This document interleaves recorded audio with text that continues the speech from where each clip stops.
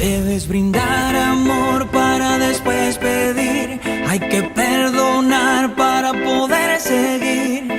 Recuerda que tenemos solo un viaje de ida y hay que darle gracias siempre a la vida, a la vida, a la vida, a la vida. Oye, abre tus ojos, mira hacia arriba, disfruta las cosas buenas que tiene la vida. Abre tus ojos, mira hacia arriba, disfruta las cosas buenas que tiene la vida.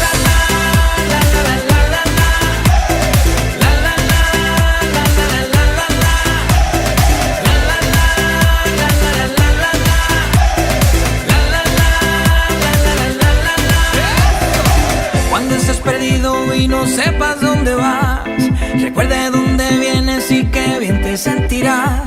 Siempre que llueve escampa son consejos de mamá y con la bendición de tus ancestros llegarás.